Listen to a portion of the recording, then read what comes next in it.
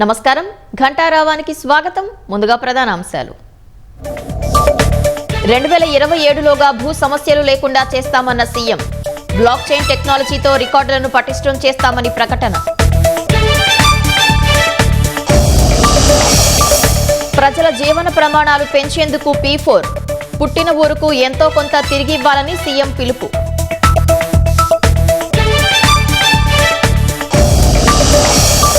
గోదావరి జిల్లాల్లో జోరుగా కోడి పందాలు.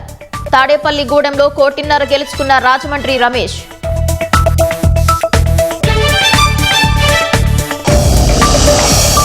భవిష్యత్తులో యుద్ధ సన్నాహాలు పెరుగుతాయన్న ఆర్మీ చీఫ్.